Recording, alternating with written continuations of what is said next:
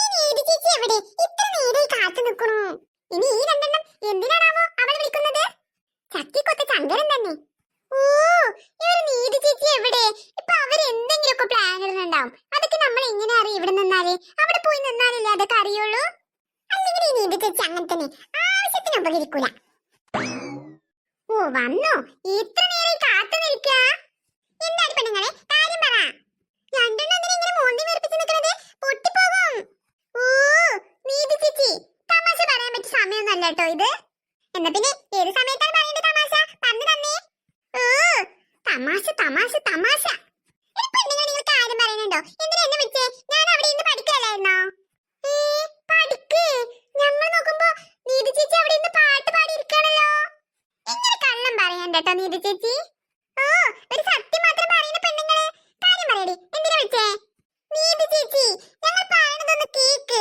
നാളെ പ്രിയേച്ചിയുടെ ബർത്ത്ഡേ അല്ലേ, അപ്പൊ എന്തെങ്കിലും പണി കൊടുക്കണ്ടേ? നീതി ചേച്ചി അവിടെ കേറി ഇരുന്നിട്ട് ഇങ്ങനെ പാട്ട് പാടി കുത്തുന്ന എങ്ങനെ ശരിയാവാ? ഓ അതാണോ പ്രശ്നം? ആര് പറഞ്ഞു ഞാൻ വെറുതെ പാട്ടും പാടിയിരിക്കാണെന്ന്? ഞാനൊക്കെ എല്ലാം തീരുമാനിച്ചിട്ടാണ് അവിടെ ഇരിക്കണത്, മനസ്സിലായോ? ഷു അവിറ്റങ്ങൾ എന്താണോ പുറവെറുക്കണത്? ഒന്നും മനസ്സിലാവണില്ലല്ലോ. അല്ലെങ്കിലും എനിക്കറിയാലോ എന്റെ നീതി ചേച്ചി എന്തെങ്കിലും കണ്ടെത്തിയിട്ടുണ്ടാകുന്ന്. ഇതല്ലല്ലോ നീ നേരത്തെ പറഞ്ഞത്. വിട്ടേക്ക് നീതി ചേച്ചി, ഒരു അബദ്ധക്ക് എല്ലാവർക്കും പറ്റും. തൽക്കാലത്തേക്ക് വിട്ടുക്കണോ? ഷൂ ഇവിടെ ഞാൻ നിന്നിട്ട് ഒരു കാര്യമില്ല. അവരെന്താ പറയണെന്ന് ഒന്നും കേൾക്കണില്ലല്ലോ. ഇടി മേലേക്ക് നോക്കണേ. അയ്യോ അവരിന്ന് കണ്ടോ? ഇനിയിപ്പോ അവരെ കാണാത്ത പോലെ നിൽക്കാം. ഇനി മാറിയാലേ എന്തായാലും സംശയം തോന്നും. എന്താടി അവൾക്കൊരു പാട്ടൊക്കെ നമ്മൾ പറയുന്നതൊക്കെ കേട്ടോ? അത് പിന്നെ കേട്ടിട്ടുണ്ടാവോ? ഒന്നും പറയാൻ പറ്റൂല. നമ്മൾ എന്താ പറയണെന്ന് പാട്ടും പതുങ്ങി വന്ന് നോക്കുകയാണ് ഈ ബിന്ദു ചേച്ചിയുടെ പണി. ഷൂ ആ രണ്ട് കീടങ്ങൾ ഇങ്ങോട്ട് തന്നെ നോക്കി നിൽക്കുന്നുണ്ടല്ലോ. മിസ് അങ്ങനെ പറഞ്ഞു അമ്മി. അമ്മ അമ്മ എന്താ അവിടെ നോക്കി നിൽക്കണേ? എന്താ ആന്റി? എന്താ നല്ല ദേഷ്യം വന്നിട്ടുണ്ടല്ലോ. എടി പ്രിയേ, ആ ചിന്നും മിന്നും ഒക്കെ അവിടെ അവിറ്റങ്ങളെ കാണുന്നില്ലല്ലോ. രാത്രി ആയാലും വീട്ടിലൊന്ന് കേറൂലേ? ആന്റി നാളെ പ്രിയയുടെ ബർത്ത്ഡേ അല്ലേ, അവരെന്തൊക്കെയോ ഒപ്പിക്കാനുള്ള വോട്ടാണ്. എന്നാലും സമയം എത്രങ്ങാനും ആയി. ഒന്ന് വീട്ടിൽ കയറി വന്നൂടി വിറ്റുങ്ങൾക്ക്. ഇങ്ങോട്ടൊന്ന് വരട്ടെ, ശരിയാക്കി കൊടുക്കുന്നുണ്ട് ഞാൻ. വിട്ടേക്കാന്റി, അവരുടെ സന്തോഷമല്ലേ. ചിന്നു വേഗം കേട്ട് ചിന്നു, എന്നിട്ട് നമുക്ക് സർപ്രൈസ് ഗിഫ്റ്റ് വാങ്ങാൻ പോണ്ടേ? അവിടെ വെറുതെ മേപ്പിട്ട് നോക്കി നിൽക്കാതെ നിങ്ങൾ വന്ന് കെട്ട്, അപ്പൊ വേഗം ചെയ്യുമല്ലോ. അതിനിപ്പോ എല്ലാരും കൂടെ കേറിയിട്ട് എവിടെ നിൽക്കാനാ? ഞാൻ ഇവിടെ കയറി നിൽക്കാം. ഇജ്ജ് ഇങ്ങോട്ട് എടുത്തായിട്ട് പൊടിമോളെ. എന്ത് പെണ്ണി, ഒന്ന് നോക്കി കേറ്. ഇതൊക്കെ പാട് പൊട്ടിച്ചോ? എല്ലാരും കൂടെ താഴത്തേക്കാൾ പോകട്ടോ. പിന്നെ ഇജ്ജ് കയറിയിട്ട് അത് പൊട്ടിയിട്ടില്ലല്ലോ, അപ്പൊ ഞാൻ കയറിയാലും പൊട്ടൂല. അതൊന്നും പറയാൻ പറ്റില്ല തക്കരവാവേ. ഇജ്ജ് തടിയുണ്ട്, തടി കൂടുതൽ, അപ്പൊ ചിലപ്പോ പൊട്ടാൻ ചാൻസ് ഉണ്ട്. അതാണ് ഞാനും പറഞ്ഞത്.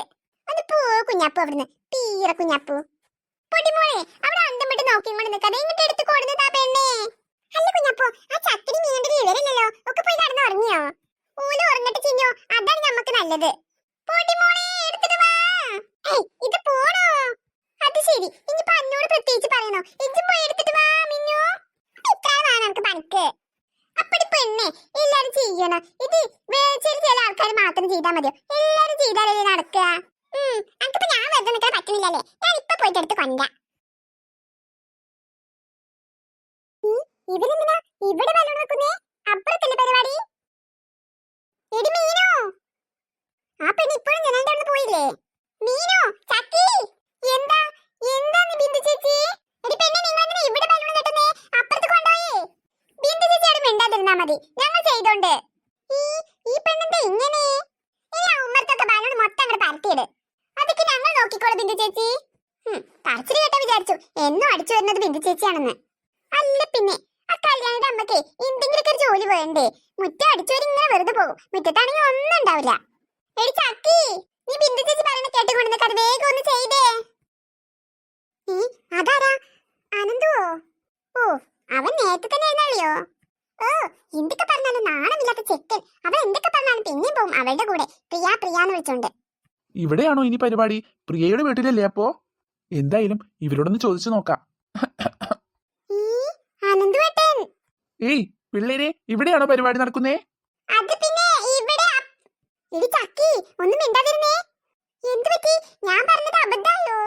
ഷോ ഈ കുട്ടികൾ എന്താ ഈ ആലോചിക്കുന്നേ? അത് പറയുന്നെന്താ ഇത്ര താമസം? എടി പെണ്ണേ, ഞാൻ പറയുന്നത് പോലെ ചെയ്താ മതി, മനസ്സിലായോ? അനന്തേട്ടാ. ഇവിടെയാണോ ഫംഗ്ഷൻ നടക്കുന്നേ? ആ അതെ. എന്താ? അല്ല, അങ്ങനെയാണെങ്കിലേ ഇത് ഞാനൊരു ഗിഫ്റ്റ് പ്രിയക്ക് കൊടുക്കാൻ വേണ്ടി കൊണ്ടുവന്നതാ. ഇത് അവളുടെ കയ്യിൽ തന്നെ മറക്കാതെ കൊടുക്കുവോ? പിന്നെന്താ, ഞങ്ങൾ കൊടുക്കാലോ. ഞാൻ തന്നതാണെന്ന് പറയണേ. പറയാതെ പിന്നെ, അനന്തേട്ടൻ തന്നതാണെന്ന് പറഞ്ഞിട്ട് ഞങ്ങൾ പ്രിയച്ചിക്ക് കൊടുത്തോണ്ട്. എന്നാ ഇതാ പിടിച്ചോ. എന്നാലേ ഞാനങ്ങോട്ട് പോട്ടെ, നിങ്ങൾ ഇത് കൊടുത്താൽ മതി. അതൊക്കെ ഞങ്ങൾ ഏറ്റു അനന്തേട്ടാ. ഞാൻ ചിലപ്പോൾ നേരിട്ട് കൊടുത്താൽ അവൾ വാങ്ങിയില്ലെങ്കിലോ? ഇവരുടെ കയ്യിൽ കൊടുക്കുന്നത് തന്നെയാണ് നല്ലത്. അതെന്താവും അവൻ അവർക്ക് കൊടുത്തത്? മീനു, ഇനി എന്താടി പ്ലാൻ? പ്ലാനൊക്കെ എന്താണെന്നേ ഞാൻ ഇപ്പൊ കാണിച്ചു തരാം.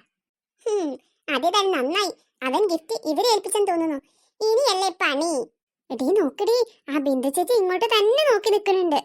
നമുക്കിതല്ലേ നീതി ചേച്ചിയുടെ കൈ കൊണ്ട് കൊടുക്കാം. അതാണ് നല്ലത്. എടാ മീനോ, എപ്പോഴും ആ ചിന്നും തക്കടുവാവല്ലേ ഹായ് പറയല്. ഇപ്രാവശ്യം നമുക്കൊന്ന് പറഞ്ഞു നോക്കിയാലോ? ആ അത് നല്ലൊരു ഐഡിയ ആണ് കേട്ടോ ചക്കി. ഇന്ന് ചക്കി നീ തന്നെ പറഞ്ഞേക്ക്. ഞാൻ പറയട്ടെ മീനു? പറയടി. ഹായ് റിദ ഫാത്തിമ. മതിയില്ലേ മീനു? ആ ഇനി നമുക്ക് നാളെ കൊടുക്കാം ഹായ്. എനിക്ക് നല്ലോണം സന്തോഷായി മീനു. എനിക്ക് അതിനേക്കാൾ സന്തോഷമായത് എന്താണെന്നറിയോ? എന്താ മീനു? അനന്തേട്ടന്റെ ഈ ഗിഫ്റ്റ് നമ്മളുടെ കയ്യിൽ തന്നെ കിട്ടിയത്. ഇനി ഇത് വെച്ചിട്ടാണ് നമ്മൾ പണി കൊടുക്കാൻ പോകുന്നേ? അല്ല പിന്നെ സംശയമുണ്ടോ? ഗിഫ്റ്റിൽ പണി ആർക്കാ?